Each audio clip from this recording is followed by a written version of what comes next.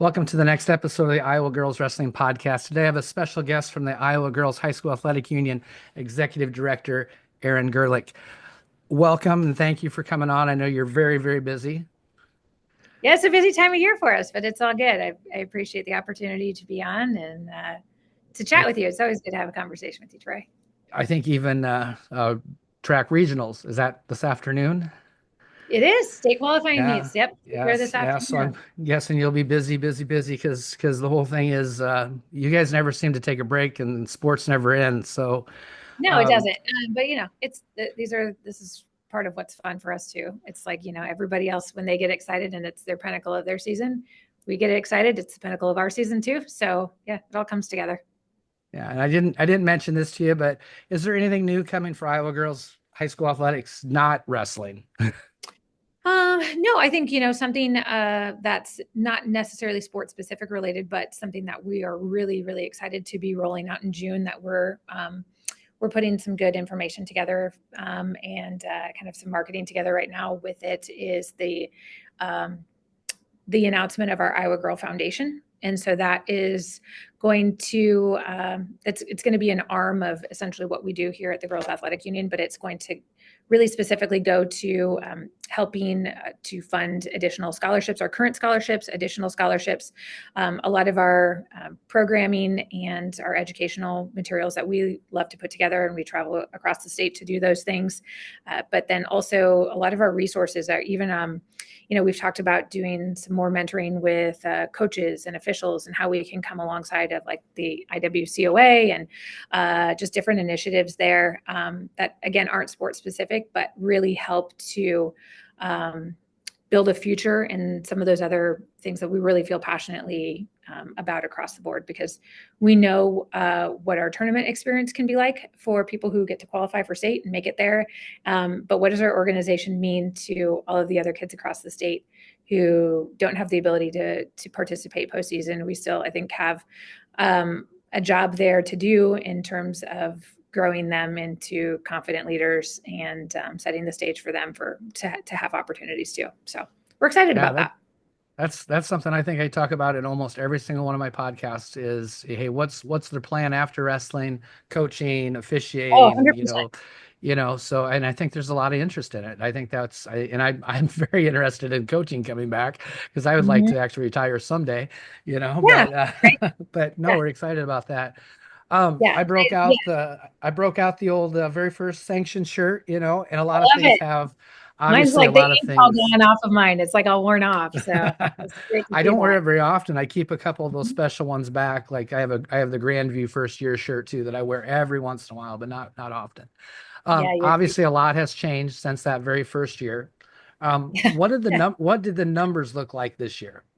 Oh man, our numbers were crazy. Well, it kind of depended almost on where you looked, but we like to get our information from track wrestling, obviously, because that's where everybody's got to enter in to be eligible. So, one glimpse of it, it looked like we were at around like 3,700, and then when you get into more of your eligible participants and things like that, that was more like 32, 3,300. So, it's we look at those numbers. But yeah, it's grown. We didn't have quite as much growth, obviously. Like the first year I think we tripled in growth, and last year we doubled, and so we're starting to, we're not near leveling up, but we're starting to find a space where I think we're going to kind of see some consistent and good growth, but maybe not like that exponential booming growth. So yeah, In that manageable, I in think. that Yeah, in that 3 to 4 thousand range, where does that put wrestling in a hierarchy of sports? I actually just came to Oh, my just head. within our own organization. Yeah, within your I mean, organization. it's definitely more that it'd be more at that point than tennis, more than bowling, more than swimming and diving. So, it would probably put us in the range of, we've got 11 sanctioned sports. So probably put us in the range of like 7 or 8 at that point for us. Okay. Mhm. Yeah, so we got some building to do to be the big one, huh? That's all Yeah, right. that's great. That'd be Yeah. great. I'd be all for Yeah. that. Yeah, I think obviously track and field. There's large numbers within track and field because there's so many events and different spaces for individuals there. But volleyball, that's growing huge for us, and no, so we've got some steady numbers in a lot of our our bigger sports, more established sports, but we're getting there. And we talked a little bit before, and you're building a team to help us do that, right? Yeah, So we're taking the concept, right, of team yeah. building So what do internally. we have? What do we have? Well, we've always had Bruce. Enan's always Yeah, been percentage. Yep. on the group, and great official. But what else? Yeah. Who's new coming on board this year?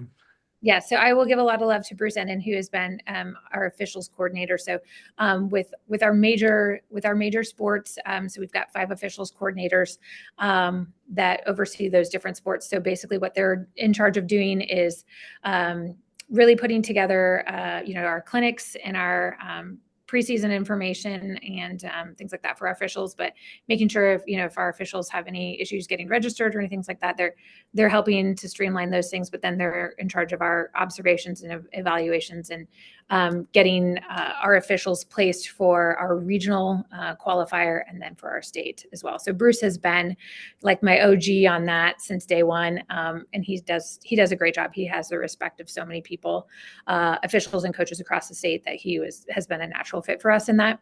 But yeah, we are expanding and building our team, which we're really excited about. Madison Melchert, who helped with wrestling last year. She was kind of our point person for wrestling after I moved into the executive director job. She is taking a job at Dallas Center Grimes as their head AD. That's her community where she currently lives, where she's from. So that's been a great move for her. We're really excited for her and her family and really support that move for her. But that left more of a gap than that we needed to make sure we filled. So I will continue to have my hands in it, because I can't not, especially when the sport needs so much. But we are really excited to bring in Louis Curtis is going to be a consultant for us. And so for those of you who are familiar with the boys side of wrestling, he has been the wrestling administrator there, and he has overseen the officials there for, at least the last 7 or 8 years. But his background is so much wrestling. That it was a natural fit for us then to snag him and have him be a consultant. So he's not in the office so much. He will be very present next year at our events, our tournaments, things like that. But he is going to be somebody who really focuses in on coaches education. So kind of if we're looking at it, like Bruce has got officials education and growing that officials pool, I think with all of the technology needs that are going on with wrestling, and like as a wrestling coach, when you step into that space, it can be a little unnerving to try to deal with, creating your weigh-in sheets, and even if you want to try to host a tournament, just different things like that. There's so much education that goes into some of those things that even the savviest of wrestling coaches, when it comes to knowing the sport, that can be a really hard space to move into. So Louis is going to really be kind of a point person for coaches education. People have questions about weight descent plans and just a lot of those things that are nuanced with our sport. He's going to be a go-to person for that. So we're really excited to have his brain and his expertise come in and kind of help our team. And then we've got Kylie Walker from the Iowa City Sports Commission. So she's been with Think Iowa City, so has been integral in helping us put on our tournaments over in Iowa City. And they've run so many wrestling events over there in the past few years. And she has been astronomical in what they do there as well, and has been a lot of boots on the ground. So we're excited to bring her onto our wrestling team as well and grow her into some spaces, but then also let her run with, she's got a lot of great ideas and how she manages events. So I think between the three of us, we'll put together a comprehensive team that can help support the growing needs of wrestling. Yeah, that's really exciting with Louis. You pulled him over from the dark side, which is great, Oh, so but it yeah, just a transition, I think, for everybody involved, because I think he still had a lot to give to the sport, but is ready for the next chapter of his life in terms of retirement and things like that too. So and it's needed. I mean, I tell this story all the time. As that first time, I was an assistant for many, many, many years, and then had the opportunity when after COVID to be a head coach. And the very first tournament I went to, I didn't even have my team entered in the tournament because I didn't know how to enter my team in the tournament. I did a weigh-in sheet, did a weigh-in sheet, but didn't do anything else. And it's not the first time that it's happened, and it's not the last time. Why we've had the same thing happen.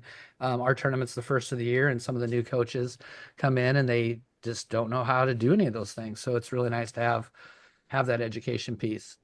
Well, I think anytime, especially when we're really passionate about introducing this sport and trying to remove a lot of the barriers, like trying to identify what those obstacles are, but then remove them for people. So for somebody who wants to get into coaching, it's like, hey, we're going to help you with this barrier, because some people, honestly, I think they're more comfortable maybe being an assistant, a volunteer, something like that, because they don't want to deal with the headaches of that, or the perceived headaches with track wrestling, or, trying to learn that system or whatnot. So if we can give them some resources and some confidence in that area, then maybe we can get, some more people involved then that really want to do that. Or even as a head coach, then you can bring in an assistant that you can help, that can help orchestrate some of those duties for your program. So yeah, there's a lot there. And obviously we've had a lot of, NFHS rule changes, and a lot of just different parts that we have to get in, and we have to interpret in certain ways, and then give guidance out on that. So again, having Louis in on those conversations as an interpreter of rules is going to be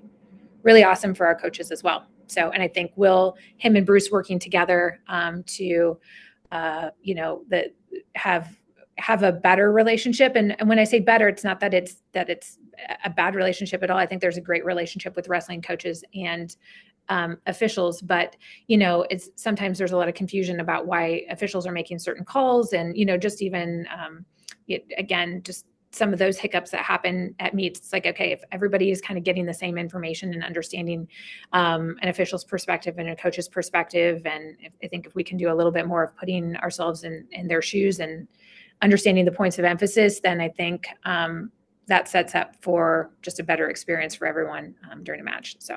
Yeah, I like that idea a lot. I spend a lot of, obviously I spend a lot of time off season wrestling also, but most of the Right. time at my role at the tournaments that I help run, a lot of times I'm just walking around handling problems, but I get a lot of opportunity to talk to Yeah. officials, and I get to Yeah. sit and we have some great conversations.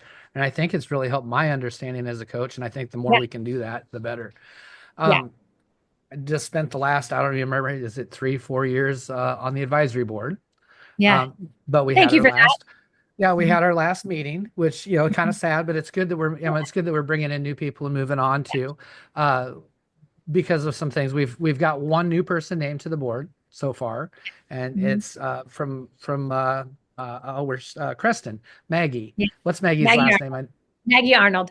Hmm. Maggie Arnold. Yeah, she did. Yeah. I mean, met her this last meeting. She was actually we dueled each other this year also, so I've met Ah, her before that. But yeah. yeah, any other, is that out yet, that information, if anybody's interested in being on Yeah, that, we kind of put or that out on some of our Monday minute things and right not there, but because we have a little bit of a lull right now in off season and preparing for our preseason type stuff, we'll get some more of that information out over the summer, and we will name some people to that probably early fall.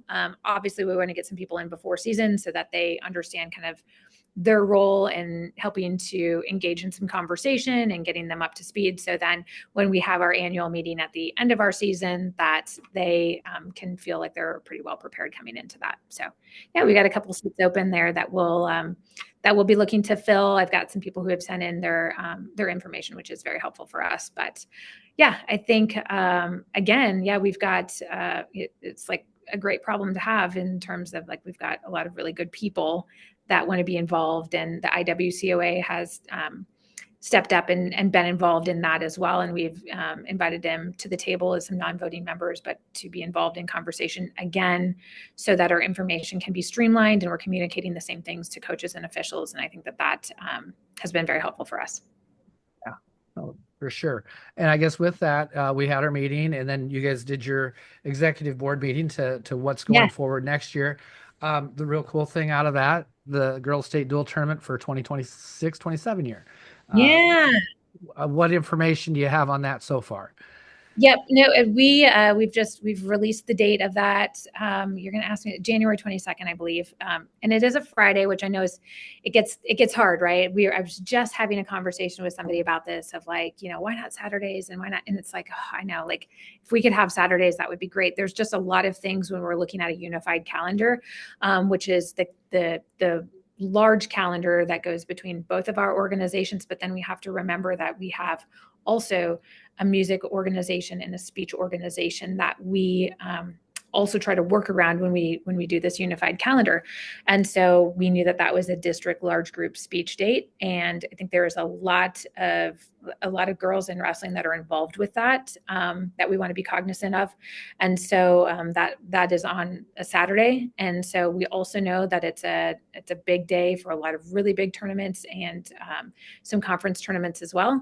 So we felt like landing on Friday would give us the access to the officials that we needed, and some things like that right there. But I also know that I think, and correct me if I'm wrong, but I think when we went around the table with that, we're going to pick a date that we can roll this out and see how well this works. And kind of like everything that we've done, if it needs adjusting, then we'll look to adjust that, And so again, this is for the 26-27 year, is that Friday. I believe the date's January 22nd, and kind of go from there. But we haven't landed on a space yet. So we're going to, I think one of the first things that Kylie will do when she starts on July 1st is put together a RFP, a request for proposal, basically on that, where we will start taking bids from people who are interested in hosting that from us. I think we have a little work to do on figuring out, format of what that looks like. If that's going to be an all-encompassing tournament where it's just kind of a all-class tournament, if that's going to be 2 classes, what that's going to look like.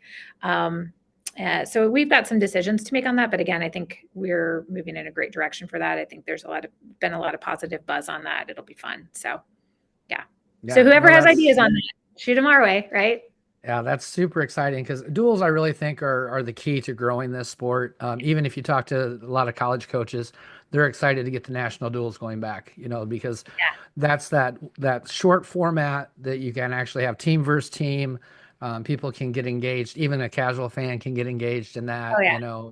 instead Yeah. of that sit all day, watch, I watched my nephew or what her niece nephew wrestle 30 seconds for, Yeah. 4 hours, so it's a lot Yeah. easier duels are great. It really is. Along with duels, new rule change for next year with the NFHS, which I absolutely love, as we can start again at 100 and end at heavyweight, Mhm.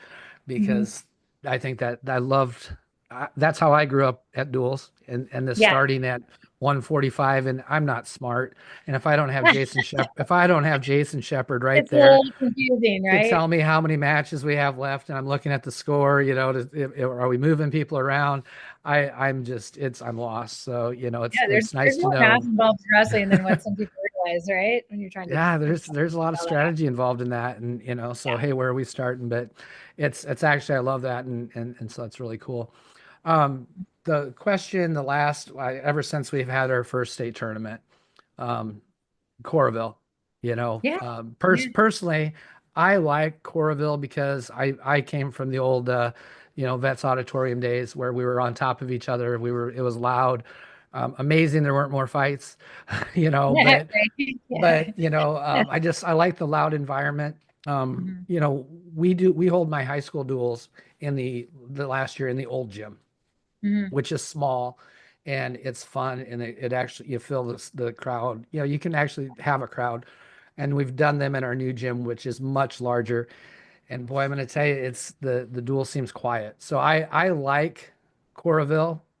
But of course, people are asking, it's been Yeah. sold out. It's I Yeah. mean, not that that's a horrible problem to have, but No, but you what are some also, options? yeah, I think with that is like we're mindful about those things because like we don't also want to inhibit the growth of our sport, right? And so so we feel passionately about having our information, like our everything being accessible to them, which is why we do free live streaming for all of our girls union events, whether it's the lead up or your championships, because we want people to be able to see it. We want people to see the good things that our athletes are doing, even if that means we're losing money on people not coming because of they're not purchasing a ticket and they're not they're not behind a paywall on some of those things. We understand that. We built that into our budget. We take a hit on it, but it is what it is. We have more goodwill coming from that than about anything else that we do, I would say. But with that, we have signed another 3-year deal with Extreme Arena. They've been fantastic partners to us. I can't imagine trying to roll this out honestly anywhere else. They, from helping to purchase mats and just a lot of the logistical items that are needed, and allowing us to store things there and to just collaborate with them and to brainstorm. And, even just this last year, we laughed because Josh Schamberger over there, who's the, president and CEO of Iowa City Sports Commission. And, he's just like, we need fire. We have fire for volleyball. We need fire here. And this is like an hour before. And I'm like, Josh, we don't have fire. I'm not paying for fire right now. We're doing smoke. We're doing all of these other things. We got these screens. And he's like, no, I'm going to make a call. And I was like, don't, like, I don't, we didn't do a run through with this. There's a lot of things that can go wrong. And he's like, and so it's like, he takes it on himself. He gets fire in there. It goes great. It's a big hit, but it's just, it's like that type of stuff where we're like, all right, we're going to fire. Josh wants fire. This is great. Anyway, all that to say, we love our people and our partnership there. But we also know that it is a goal for us and a goal for them to outgrow the space at some point. But, that first day yesterday, or last year, yesterday, it kind of feels like that. Our sessions weren't, they were like half full, right? In those first ones. And it was, again, but it brought great energy, and it brought, some really good things there. And, our athletes and coaches were able to come in and sit and use that space. And, we kind of gauge how much our coaches and athletes actually use the Arena Bowl space, and same with cheerleaders and things like that, because we do hold a lot of seats for them. And so we held a lot of seats for them even on Friday too, where we know that, so that's kind of like what gets us to being sold out so much quicker, is because we're holding seats for ghosts at this point, because you just don't know. So I think next year on that Friday, we'll probably say, we're not holding those seats, like the 500 seats or the 1,000 seats that we ended up holding. We may go to a reserve seat on Friday. Just those types of things. There's other things that we can do and have in place, I think, to not necessarily sell out, but to get that to keep that space full, and kind of go from there. So we'll try some different things next year. And again, if we outgrow it, then we're, right now working on some contingency plans of where we go and where we have that. So it'll be good. Yeah, I was kind of surprised to see the boys go to Hilton, with basketball. Oh, for basketball. Mm-hmm. That's I think it's cool, but that has, that's kind of that whole Sci-Town thing too is going. Well, so they're probably going to get more events. It's so much like, when people say, why do you love to go to Coralville? Yes, the arena is a huge part of it, but the fact that you're walking into an Olympic Village there, between all of the restaurants and the shops, and just, you can be somebody who stays there for 2 or 3 days, and you don't have to, you don't have to move your car. You can have everything that you need right in that space. They are so great about, up and down those avenues of supporting the events, whatever it is that's happening there and going on. So they've created something really, really special there that I think Sci-Town will, they see those things, and they're going to try to replicate some of that, which is really, is really special and important for the whole experience of the event. So yeah, that's, if people are wondering, like, why aren't we getting things, in our space, or we want to get more things, it's like, do that, and you'll get a long waiting list of people who want to be in your space. So yes, yeah, no, it's a really cool environment there. I do love that, and free parking, so yeah, right. you don't get that in Des Moines. Sure don't. You sure don't. So coming up next year, regionals, there's a lot of talk during regionals, very hard to first year of two classes, very hard to figure out exactly where we're at with teams. Yeah. 1A's obviously had more teams there than 2A's. 2A's were set at 8 teams per. What were the actual numbers when it comes to bracket size and yeah, like so So when we kind of did our data review on some of that, like the average bracket size in 2A was just over 6, and the average bracket size in 1A was, around like 9.5 athletes per bracket. So even though, we had, 18 teams, 17 teams, 19 teams, whatever, in 1A at some of those regions, the actual, we look at the actual fullness of brackets. So while it can look overwhelming on a sheet of paper when you have regional assignments, we are very cognizant of, okay, what teams just have one or two athletes, and where do we send them and where do they go? What teams have more full teams, and really try to create an evenness. It's never perfect, but we really do our best to try to create an evenness when it comes to the fullness of brackets, just from a number standpoint. Obviously, we want to try to get those powers separated and things like that, which can be a challenge postseason when people are shifting around weights a little bit, and maybe they've competed in this weight class and now they're going to shift up, and it's just, there's a lot of moving parts like that. But I think what we can do a little differently that we can look at for next year is try to create an evenness in brackets, where, and again, it's not going to be perfect, but where we expand our 2A bracket a little bit, include some more teams into our 2A postseason, and hopefully try to average out those bracket numbers, maybe somewhere around 8, for both sides of those things. So, and if, again, if we see, another great year, a big boom, where we, have some more fullness of teams and fullness of brackets, then, that will let us know if we need to adjust again for the following year, or if maybe it's time for 3 classes. So those are the things that we look at when we're trying to, our metrics that when we try to make those decisions of, 2 classes, 3 classes, where's our cut line, those types of things. So, yeah. When we had our meeting, we talked about 88 teams in 2A.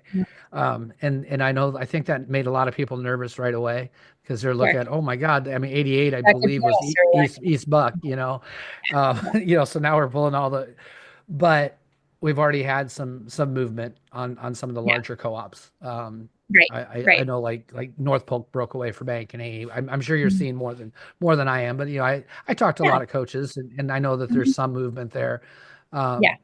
What are you seeing on there? There's another question that comes up constantly. Large co-ops, and you had a really good rationale, and we've talked about it last couple of years, but just an explanation on the reason we started with co-ops and what's happening on that front. Yeah, so we allow cooperative sharing agreements in all of our sports, and in all of our sports, cooperative sharing agreements are utilized. And so that's basically, when 2 schools, 3 schools, I mean, there's some in swimming and diving that have like 8 or 9 schools, right? All a part of one program. And so you have a host program there, but you have to essentially take the enrollment from all of those schools, and then that raises what's your beds count, which is your overall total enrollment count from your 9th, 10th, and 11th graders. So, that there's some people who are cognizant of that, or they don't want to take on too many teams. They don't want to be moved up a class, is typically the feel that you get in some of these other sports. But it is only a year-long agreement. So even if, there's some longstanding cooperative sharing arrangements between schools, but every year they have to submit in their cooperative sharing agreement. Every year we have to review that and approve that and whatnot, and it is different for every sport. So, if you, just because you have a cooperative sharing agreement with somebody in wrestling doesn't mean that that's what it looks like for track and field, or different things like that. So we give schools really a lot of local control there to put their program together as they see fit. And that was something that was really encouraged when we first started with wrestling, because there's a lot of programs who didn't have coaches or resources and things, but they knew that they had, within their school walls, they had kids who wanted to compete and participate. So we basically said, okay, if you can't start your own team, it's your job as a district to find a home for them of where they can go and compete. And so, we have had historically over 50 cooperative sharing agreements within that our space there. And so that could involve, over 100 teams, 120 teams. At least half of our teams are involved in cooperative sharing agreements. And so those have looked different year to year in the makeup of those.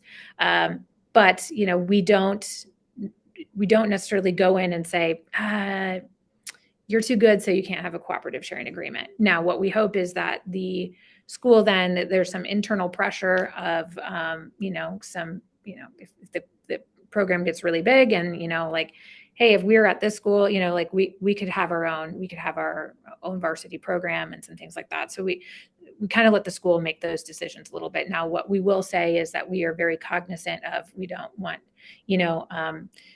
schools who have not been in cooperative sharing agreements together existing. And if they are powerhouse programs and they say, hey, yeah, we really want to just, make this powerhouse agreement here. We're like, no, that's not the point of a cooperative sharing agreement. So the point of it really is to give opportunities in spaces where they would not otherwise have opportunities. So I think we have to be really cognizant of that. Again, we try to allow that to be local control, but we do have conversations with each of them of, like, where are your numbers at? What is this looking like? How long do you envision this agreement to last? Because the goal would be to get everybody to field a sufficient standalone team, but we don't micromanage that for our other sports. And so we have to be cognizant of not doing that just because wrestling is new and growing and changing. But we know that a lot of those things, like you said, are happening on their own anyway. Yeah, I know that I in a fairly large co-op for Western Iowa. At least a Yeah. number of schools, but I see the seventh grade numbers this year for all the schools involved. Because we wrestled our co-op basically, because in Western Iowa we do split season and most of the schools went first, except for Yeah. our conference and one other conference. So we Sure. wrestled our co-op a lot, but the numbers of the seventh graders was phenomenal. So I can't even Yeah. imagine, just a class of next year, not this coming year, but the following year, a class of like 30 Hmm. freshmen. That's Yeah. when co-ops, Yeah. that's when parents say, well, my kid's not getting the opportunity to be on a Right. regional team. Yeah.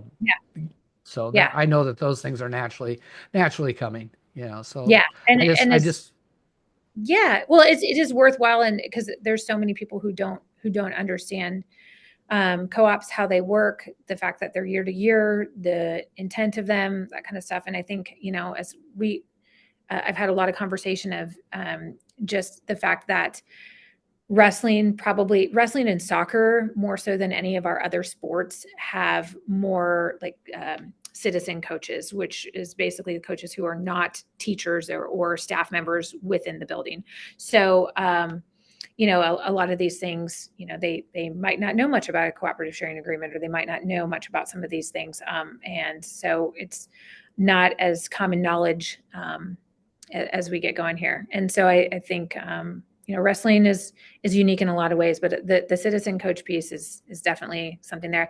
I do think that I was laughing. I was talking to Mike Moyer at the NWCA about some of this, but I was like, I think that there's a correlation in the number of ejections that we're seeing in wrestling and soccer, and the fact that maybe they don't have historically their coaches aren't all school based. I don't know if that's going to get me in trouble for saying that. It's just an interesting no, correlation well, I of see it all the time. more of a club mentality, right? That's Hmm. probably what I want to say, club mentality. And so Yeah. where they're used to being able to push boundaries a little bit more within the club scene, and that doesn't necessarily fly in your education-based space as much. So I think that there's a learning curve right now happening, I think, a little bit with coaches. But anyway, Yeah. That's just some something we've general. been trying to do with Mark Kenny coming into the AAU side of it with us. That's something Yeah. we've worked on. I put out information he does every year about what's acceptable in the corner for coaches. And I'm going to Yeah. tell you, and I won't tell which team this was, but I actually had two high school coaching at Twin Rivers coaching a youth team, Oh, mind okay. you, that Uh-huh. we actually had to have the police officers come over because they were upset about something, and I won't even tell the story so people don't know what I'm talking about. But I was Yeah. like, seriously, That's guys, you guys are high school coaches. Why do you care about why are you this passionate about a youth team that you should be modeling for these kids anyway? oh, But, yeah, you that's know, a whole other rabbit hole that we could get down. Yeah. yeah, yeah. Um, we talk about this stuff a lot too in our meetings. We're an NFHS state. Mhm. Therefore we follow the NFHS rules. I know that we have two organizations, so Right. technically we could do some different Right. things. Technically, I'm the IGHSAU is an affiliate member of the NFHS, which is we are in most spaces non-voting when it comes to you just can have one voting association, and that is the Athletic Association in Boone. So we Yeah, are an affiliate member, which means we try to streamline with them as much as possible. We can deviate when it comes to some things, but a lot of times we really try to choose not to because it can get tricky. yeah. So the reason I bring it up, New York this year tried an Yeah. experiment, and I don't know, and I don't think you have the numbers quite yet either for freestyle, but I know that I've been asked this before. Well, why don't we do freestyle? I can give you a handful of reasons why we don't do freestyle, but why don't we do Yeah. freestyle? Yeah, I think, and really to start off with, the NFHS is backs folk style, and so when we talk about our catastrophic insurance and a lot of different things that I think you really have to pay attention to in the sport of wrestling, if we deviate away from those things, then we run the risk of losing our tail on some of those things if those situations occur, which we know they can. But really, just from a regulation standpoint of our officials, our coaches, the resources that are given to them, what they're taught, what they know. And then again, when you have to be really careful about how you create and then balance change within an organization and then within your sanctioned sport of there's change and then there's chaos, right? And so when we are trying to implement girls wrestling and we're trying to build some just foundational components of it, trying to introduce people to our organization and to our policies and procedures and how you run a sanctioned sport. And, again, the difference between the club world and the school-based world and things like that. And then you start adding in a lot of these other changes on top of it that are just not even what's seen across the state. It's not because we don't want to be progressive and we don't want to be leaders and all these kind of things. We also want to try to manage our chaos as best possible. We have a huge responsibility to our athletes, to our coaches, to our officials. And so, yes, we hear all of the great arguments when people bring that into us, and even like a modified freestyle, the step out, things like that. We hear those things, but again, we have a big responsibility to make data driven decisions and to be thoughtful and to be cognizant of those things, because the last thing that we want to do is introduce something that could potentially set us back, and when I say set us back, it's not that our girls aren't capable of doing some of those things, but do we have the infrastructure for coaching and officiating to really get those things done like we need to? So I think the off-season work that kids put in terms of their freestyle and the coaches and the officials, that's great. That's great, because if someday we get to a point where we say we think that this is the way that we should go, and we feel like the infrastructure sure supports some of that, the data supports the good things with that, then I think we'll be in a position then to make those moves if we choose to. But right now, that's really wild west. I already feel like we're wild west right now, and that's pretty wild west. So again, I don't have anything against it. We need more data, and I think especially when you're looking at a sport that's already high in an instance when it comes to traumatic injuries and concussions and things like that, we have a great due diligence to do when it comes to changing up the format of something and introducing something that feels a little bit different. So I think we have to be careful when we're dealing with some extremes there, because I think it's seems to be a good thing for our collegiate space, but when we're talking about growing that. There's such a novice category for kids who are trying it for the first time right now in junior high and in high school. And you get girls that are really savvy in their throws, the rolls, all those things, and you get girls that aren't. There's as much to knowing about how to throw someone as how to fall, how to land.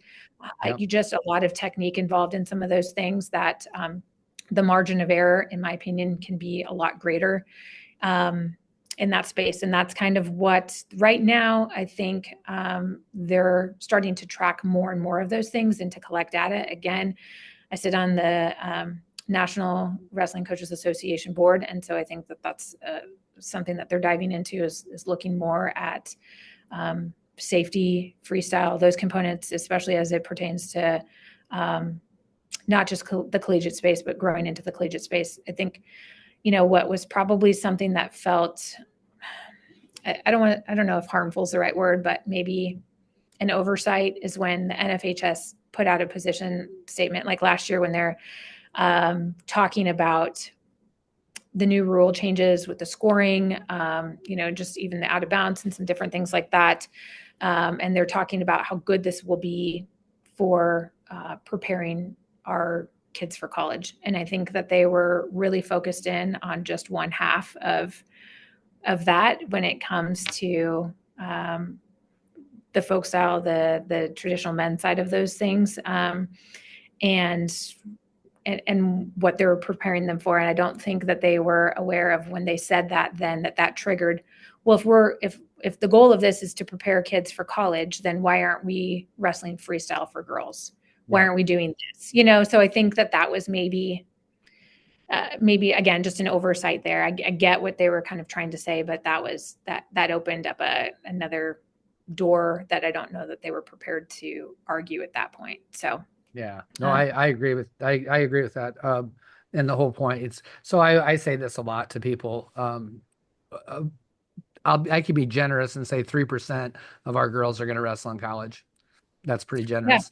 Yeah. Half of them statistically will be done in 2 years.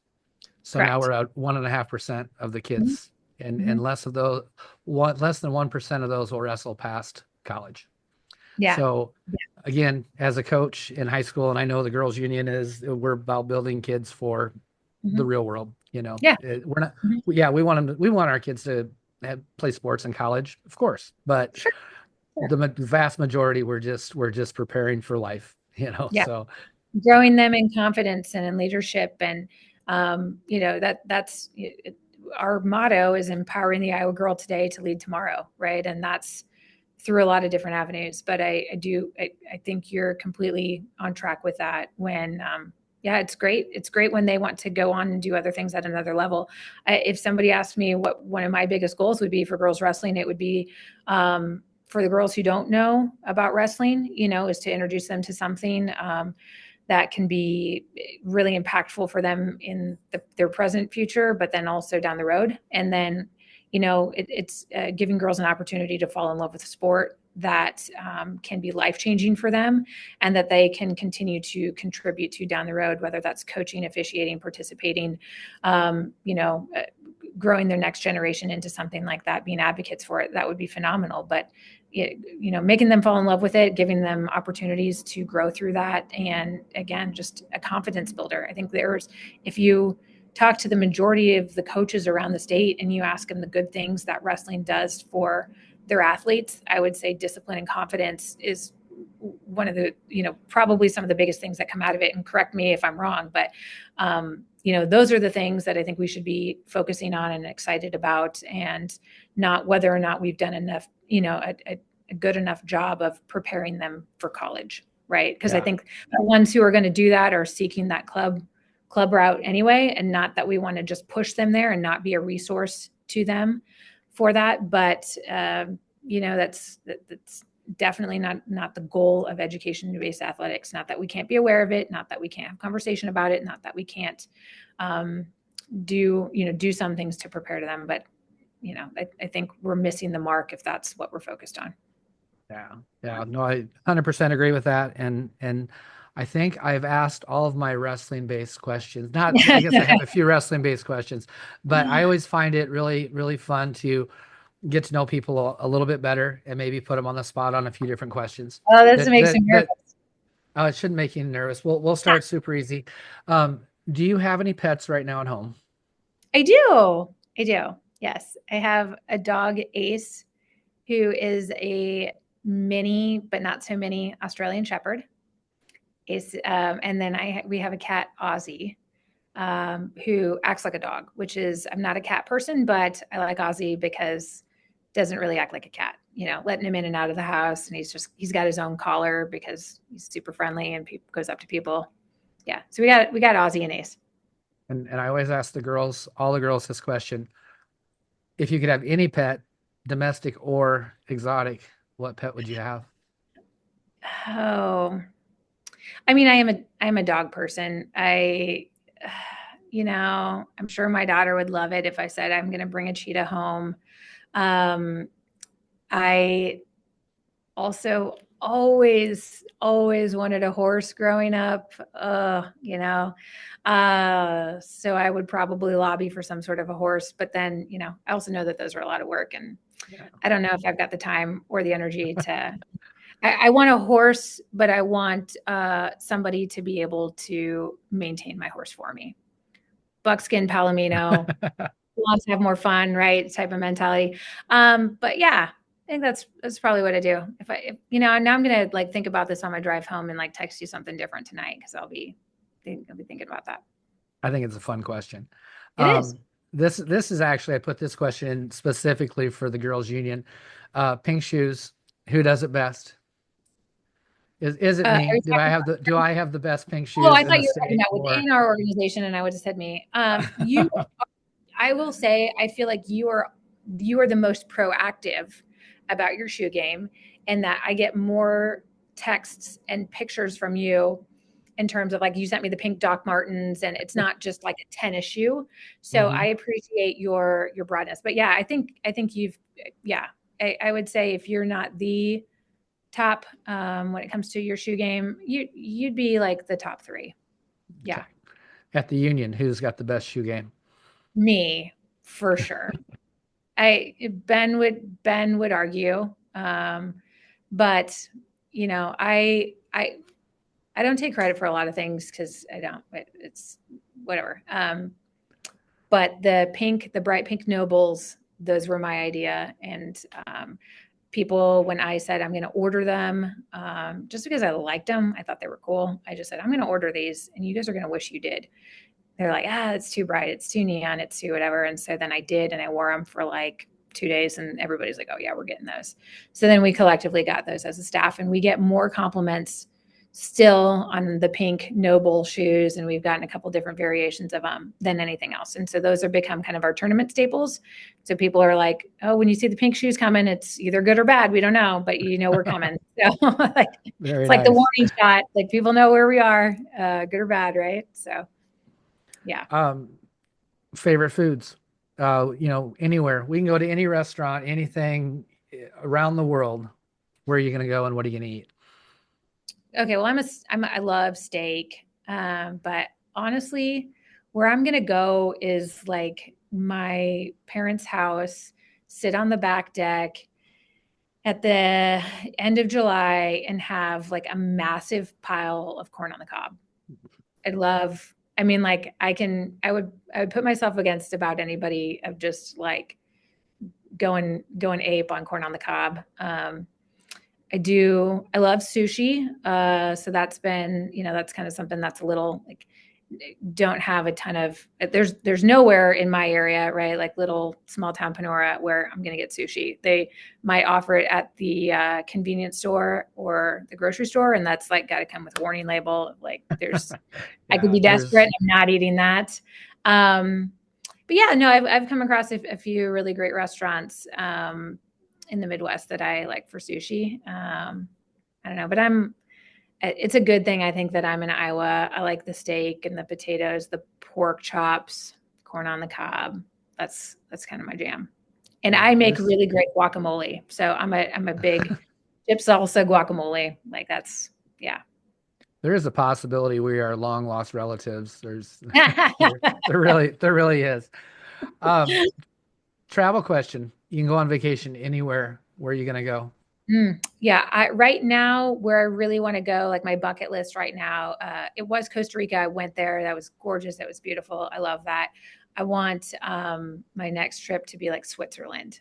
I think that that would be. I've had a couple of friends that have gone there. Their experiences, their photos, all that kind of stuff are incredible. I think that there's enough fun things to do and enough sites, and it's beautiful, but not overly populated. I'm not a I'm not somebody who wants to go where there's like a lot of amusement parks and people, and that's just like that's not my jam. So Switzerland, I think, would be good.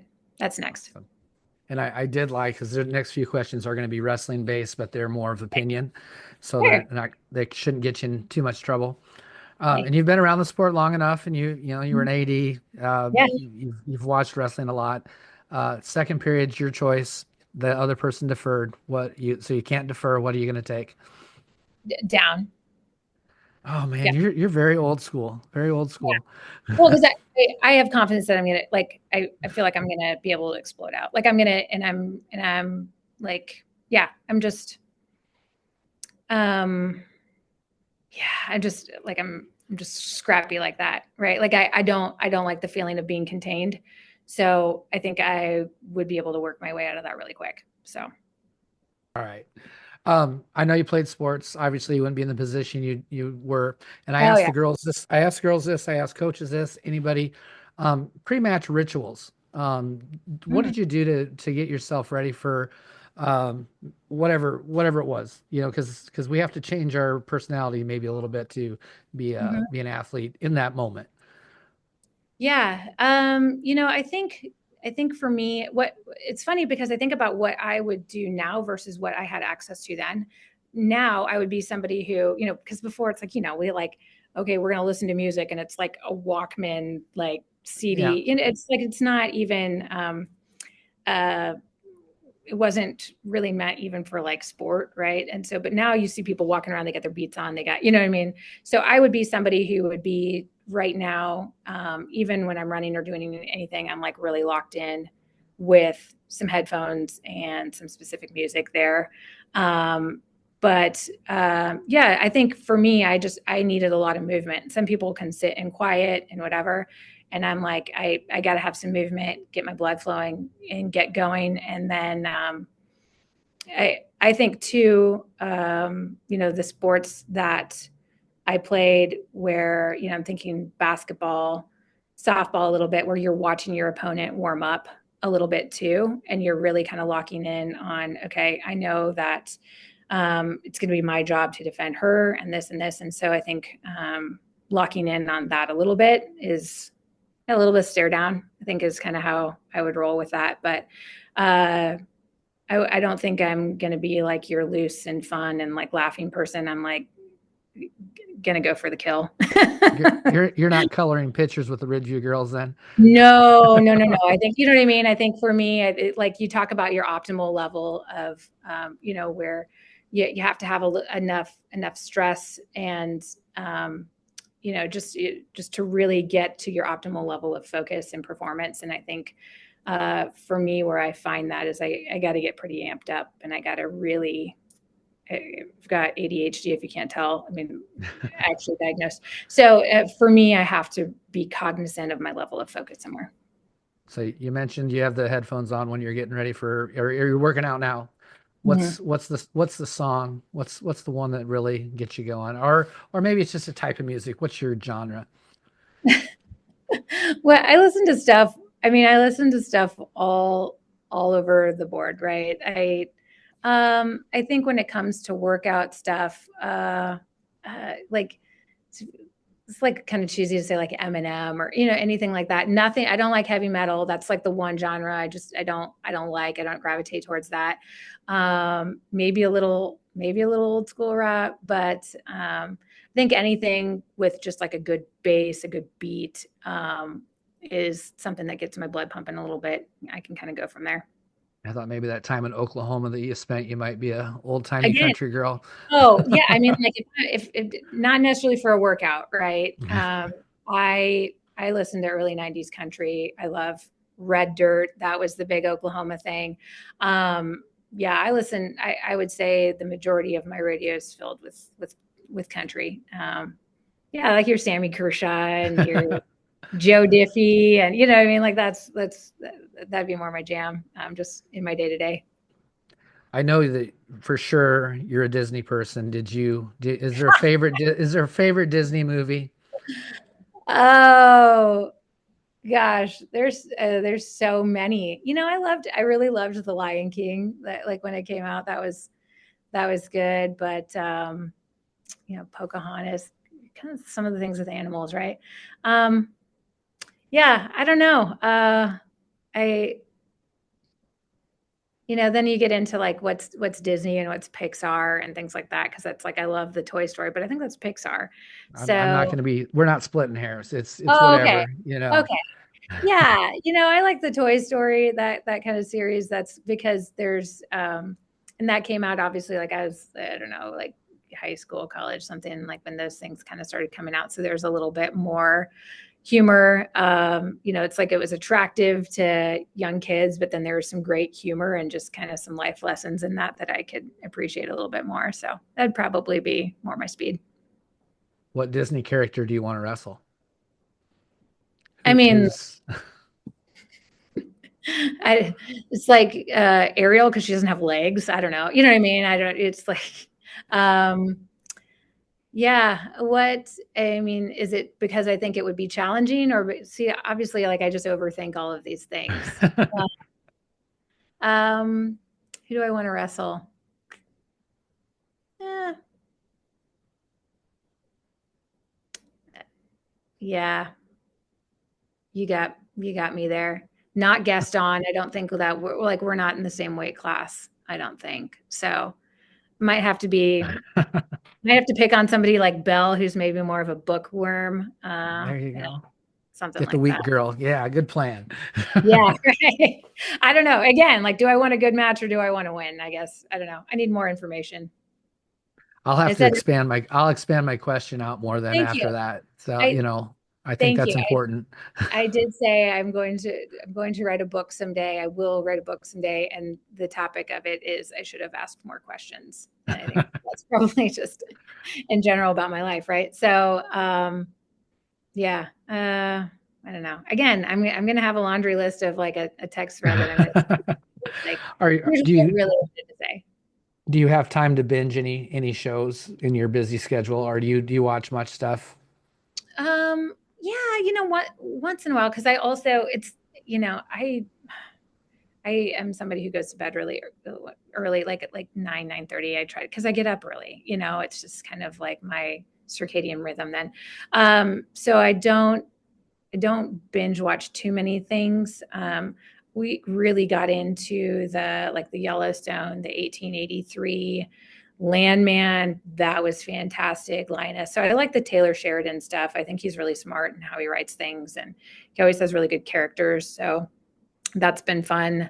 Way too spaced out over the last couple of years. So I like right now. I kind of think that we're into some of those, but as far as Apple TV goes, like the Ted Lasso series was so good. I actually watched that two different times. I watched it with my daughter once, and she really loved it. There's again the life lessons, and like that's really good. And along those same lines, there's an Apple TV show called Shrinking. That's really good too. So that yeah, once in a while, if there's something good, but I don't watch TV for the sake of watching TV. If I'm watching TV for the sake of watching TV, then I'm watching sports. So, Gotcha. So, since you mentioned Ted Lasso, I'm going to skip a question and go to my next one. okay. A coach's saying, I mean, there's things that my coaches have said to me over and over and over again. I've been out Mhm, of school. I think we had our 30th class reunion. I don't remember what year it was, but mhm. that I still remember my coaches saying to me. Is there something that you can recall your coaches saying to you that you hear over and over again? Oh, oh, that's funny. Something that I remember my coaches saying, I think it was probably my basketball coach was pretty loud. So it would be the don't pick up the ball till you know what you're going to do with it. And, just a lot of move, move, move, those types of things. So I hear his voice a lot when it comes to actually like directional things on the floor. Um, yeah, he wasn't my basketball coach. He was somebody who put in. He's actually from Lakeview, kind of up by you originally. Bud Oh, okay. McCrae. He's like a big basketball name, but he always said, and it's something that resonated with me. He did some basketball clinics. He was actually the principal and maybe the superintendent at my school when I was growing up, but he was a big 6-on-6 coach, and so he was really influential on a lot of things. But anyway, Bud McCrae would say, "It's not practice that makes perfect; it's perfect practice that makes perfect."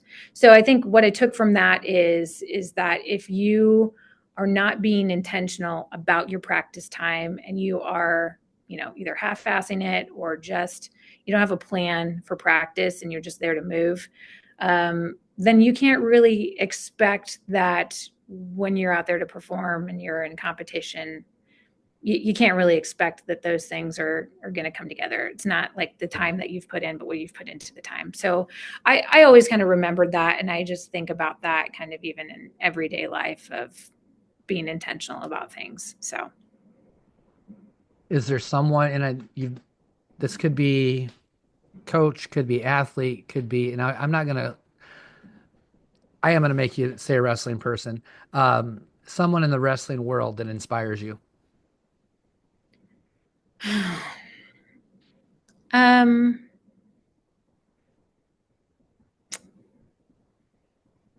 yeah, I mean, again, you can go through your laundry list of people. I liked being in the room when I was at Iowa State. I liked being in the room with Cale Sanderson because I thought and it was more so how his approach to practice and what it felt like his intentionality, that was really cool to witness.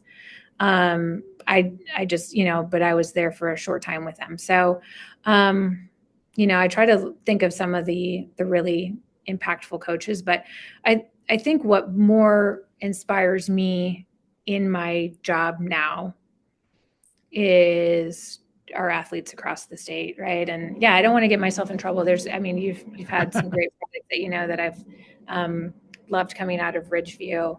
Um, but I do. I think of even just some of the little ones that I come across too. I think of Leah Hatfield. I'm going to say her name, but she's over in Eastern Iowa. She comes to the state tournament. Her mom is a Melissa that helps out with cheer and wrestling cheer at her state tournament, and so I think she wrestles some club stuff with Big Game. I think she's like 5th or 6th grade, right? Mhm. But to watch her walk into like a space and she sees her future in front of her, that's really cool. So it's like I'm inspired in a different way by different people, Yep. but to really pay attention to some of the people that are coming is really exciting to me because um, they get to see this like incredible dashboard now of all of the things to come, and like it's theirs for the taking, and that's not to take away from the people who came before. There's so many people then that we can name of on the other side of that spectrum Oh who yeah. came before that were the pavers that were hitting the grindstone, that were creating those opportunities for those girls that would have loved the opportunity that they have now. So I think when I think of people that are inspirational in the wrestling world, I can think about some of those high level people, but that's not who inspires me. I think on my day to day, like that's cool. Though I had cool experiences with those people. I appreciated what they were doing for a process, but when it comes to the people inspiring me day to day, it's the girls that I get to um, help make decisions for, and it's the girls that I can turn around and in gratitude and say like a million thanks for giving it your all and being willing to do this really big great thing for our state and for beyond that. So yeah. You almost just answered my next question, and I actually just put this one in because I keep adding things to my list. Um, Gratitude, super important in life. If Yeah. we're grateful, we can't really have a bad, it's anytime you're having a bad day, think of something you're grateful for, right? So you Oh yeah. just said it. What's something every day, that you're grateful for?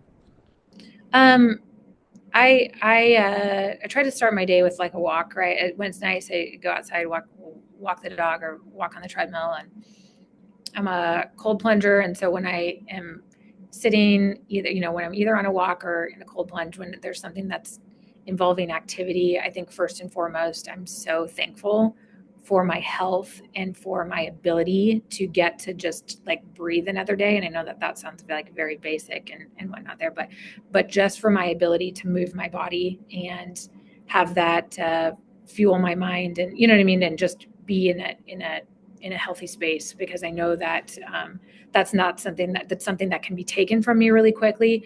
And so I feel incredibly grateful to be able to do that.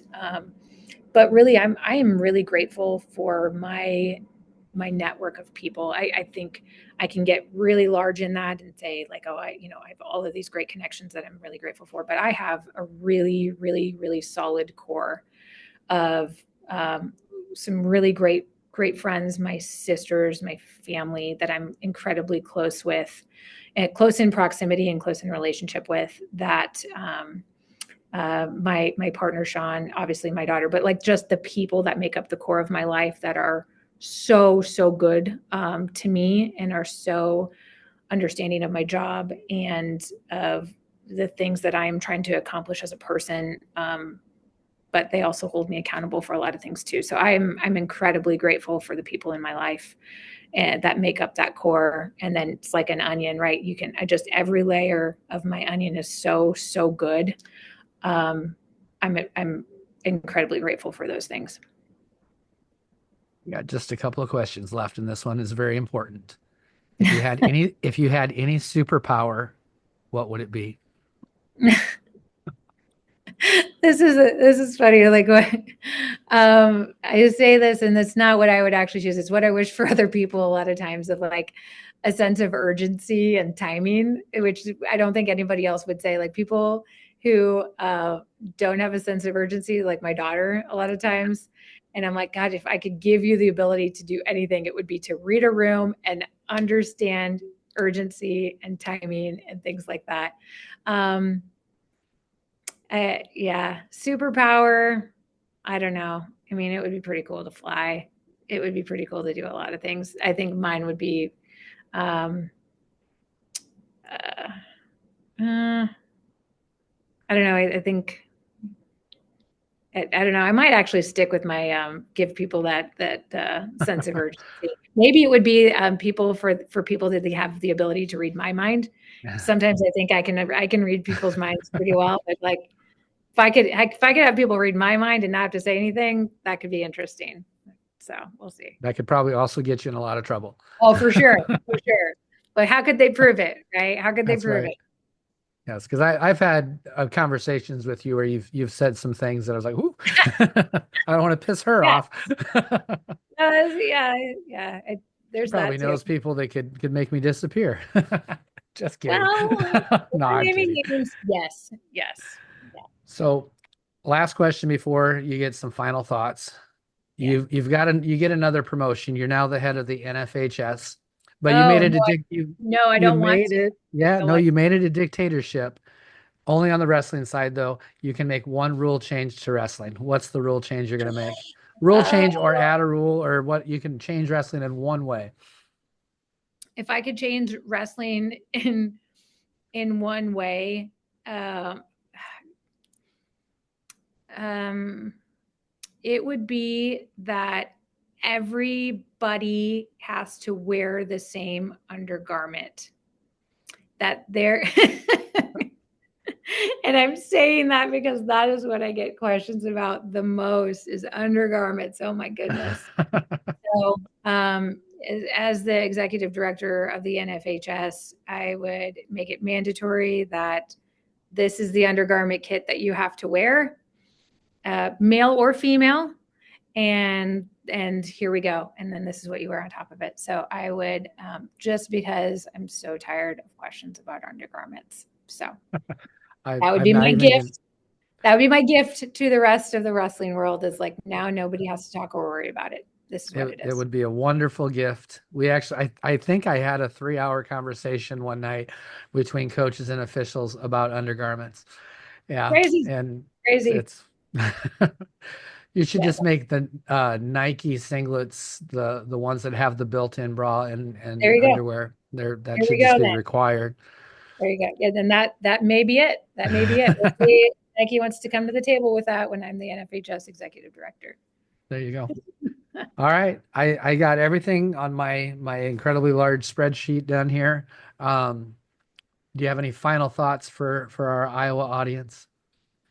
No, I think that if I'm extending gratitude out to people, Troy, I am grateful for you and your willingness to move this sport along in a wide variety of ways and serving in different capacities. But certainly doing things like this is huge for the wrestling community. I think if I get to tell the wrestling people anything, it's to keep bringing new ideas to the table, to keep pushing, to keep being progressive. And just because we may not move on something right away, or we may not put something into motion right away, like that you want to have happen, because everybody wants everything to happen right now, right? Is that it's not that we don't see it or hear it or feel it or understand it. It's just, kind of like a trust the process type of a thing. And I think we've made strides with people in that space, but I think that there's more good work that we can do there. But I think also the other thing is that I really, really appreciate all the work that all the people who have, who've been in different spaces before me. It's like I was just kind of a vessel to get to come in here and do this really cool thing. And it's certainly not because I'm the guru.